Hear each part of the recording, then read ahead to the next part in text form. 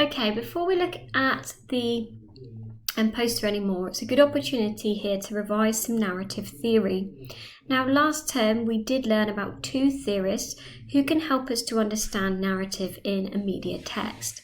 They were Todorov, who talked about narrative structure, and Prop, who talked about character types. I'd like you to start by discussing this with each other. Turn and talk. What can you tell a partner about each of these theories? If you're working alone, try to jot down some bullet points for each one. Off you go.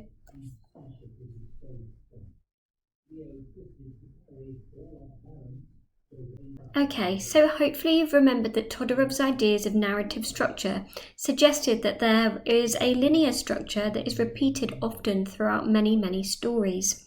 We'll look at each of the different stages of Todorov's narrative structure in a moment.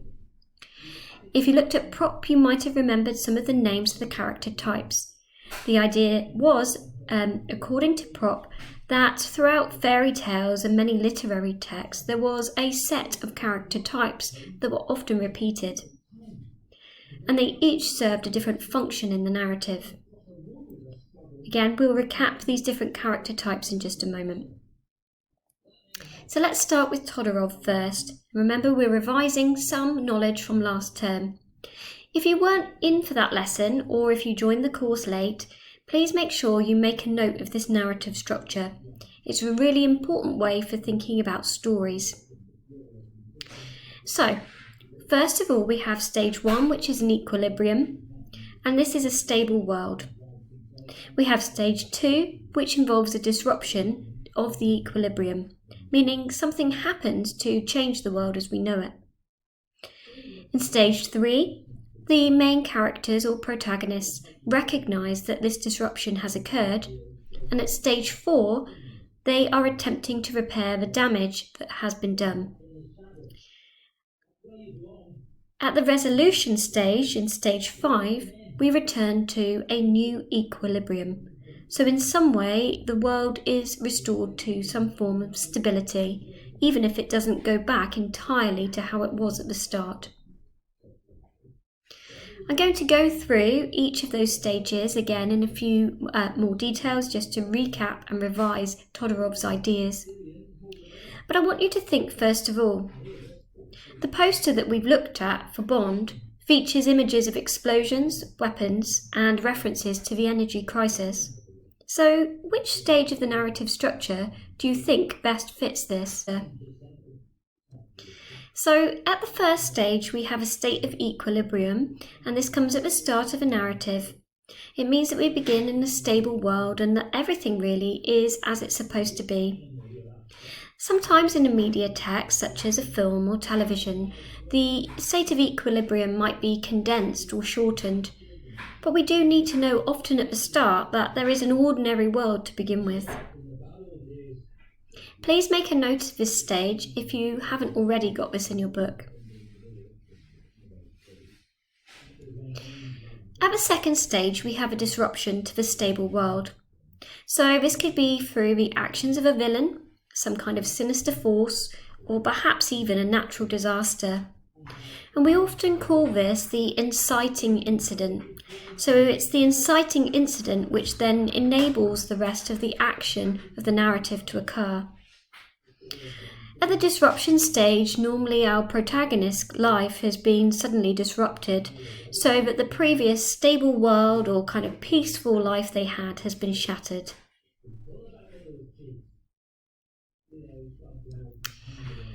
At the third stage, we have the recognition of the disruption.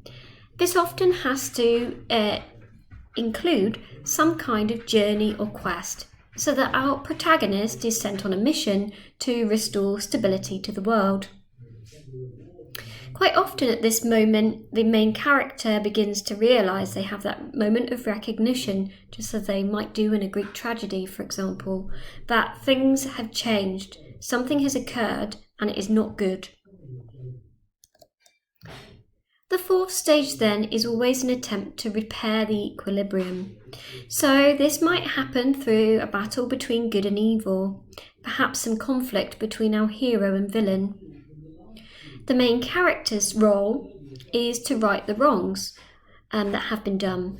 They need to repair the situation in some way, perhaps with help from other characters, so that life can be as good as it was originally. And we always have some kind of an ending, even if it isn't always a positive one. But in Todorov's narrative structure, he suggests that a return to a stable world or a new equilibrium is often the way that narratives are brought to a satisfying conclusion. So our main character has worked through the problems, they've been on their journey or quest, and as a result, they've gained back their equilibrium, they've gained back their stable world. However, it's often that they have grown or become more knowledgeable from their experience. So character transformation often plays a really important role in Todorov's narrative theory. Okay, so we need to summarise this with a link back to the man with the golden gun. I think that a disruption to the stable world is really clearly evident in this poster. I think it is the inciting incidents that we can see through the 1973 energy crisis, through the fact that the main character is being targeted by a villain or an enemy with a gun. And there is a lot of kind of drama going on that suggests to me that the world is not stable, that something has occurred to disrupt life as we know it. Okay, now let's summarise. So we're going to copy and complete this paragraph using the terms at the bottom in order to show our understanding of how ideas of narrative theory and Todorov's ideas of narrative link back to the man with the golden gun poster. Okay, I'll give you some time now to copy and complete, and then we'll check our answers together in a few minutes. Alright, so if you have a different colour pen to hand, that would be really useful to help our marking. And if you have any incorrect, just make sure that you do correct and fix them up as we go.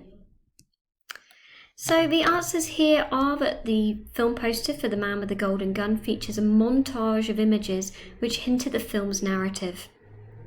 On the left-hand side, there is iconography, which references the 1973 energy crisis, and this, alongside images of explosions and weapons, suggest a disruption to the equilibrium. This is a particularly high-level paragraph because what it does is it uses not only the context of the text to show understanding, but also a significant amount of media terminology. So the word montage, obviously a narrative linked to ideas of media language, but the words disruption and equilibrium apply theory to our understanding, so again are indicative of a much higher level response. Asked you to revise was, or to recall, was that of prop. So prop, if we remember, had outlined a range of different character types which reoccur throughout literary texts. We often apply theorists to media that might talk about literature because the ideas of narrative and storytelling and characters do overlap. So prop suggested that there was a hero, somebody who leads the narrative, who goes on the quest or a journey. We have the villain, obviously, the one who is in conflict with the hero. They are normally seen as morally bad, and they might stop our hero from achieving their goal, or try to at least. We have a donor, so this character gives the hero something special, sometimes a magical weapon, piece of wisdom or knowledge, anything that enables our hero to go on and complete their quest successfully. We have a helper who supports the hero, sometimes called the sidekick, and they just kind of appear at these critical moments in the narrative and help our hero be successful.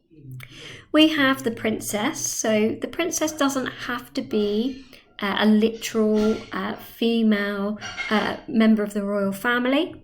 The princess is the thing often that is sought by the hero, so it's more of a concept than a character. So the princess could be an object, or a person, or a reward.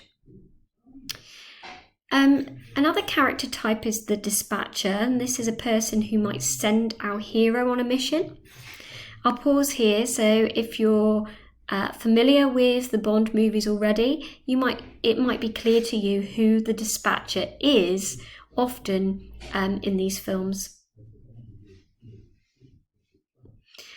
We often have the princess's father, so this could be literally the father of the princess, as in some narratives, like in Shrek, for example, who may be in competition for the affection of the princess, may be protective over them.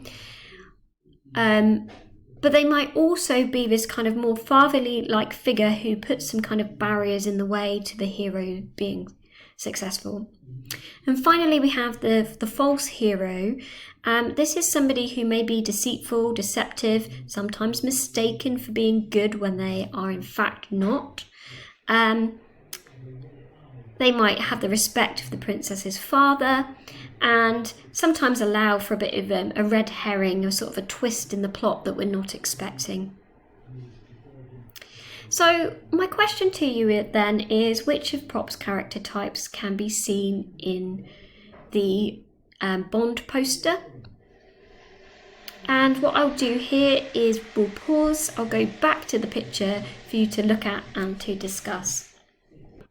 Okay, so we're back with the image of the poster on screen and talking to a partner then. Can you just say, who can we see here? Which character types can we clearly identify? Are there some perhaps that might fit a particular character type?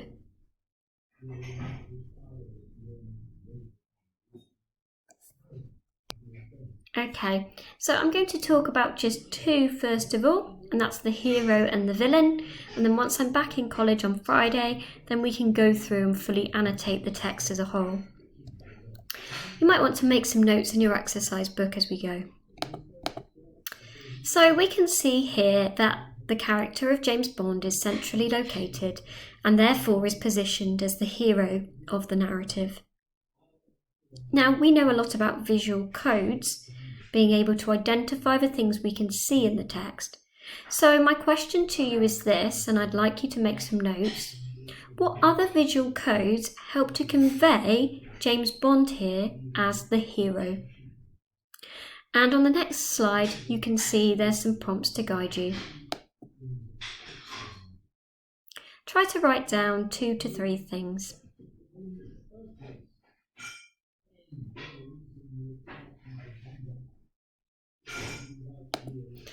Okay, so we always start by saying what we can see first. It's a little bit like catchphrase, say what you see. So first of all, I can see there's a central image of James Bond. It's a mid-shot, and he is a person who's smartly dressed, holding a gun across his body. If I look at the visual codes though, I might be able to say a bit more. I can see that his costume, wearing a black suit and tie, connotes business and professionalism. And also that he is holding a prop, a gun, so this signifies danger and action. I might also be able to think about the direct mode of address. Bond is looking directly out of the page towards the audience, so is communicating directly with them.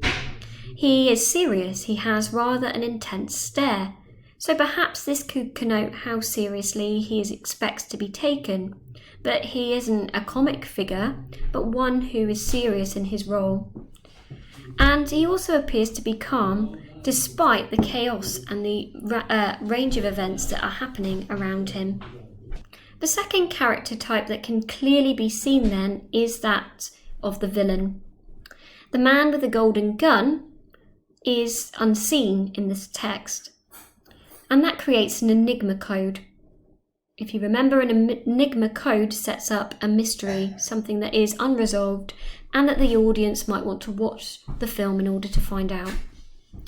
So it's implied through the hand with the gun pointing at James Bond that this person is indeed the villain of the narrative who poses a threat to our hero.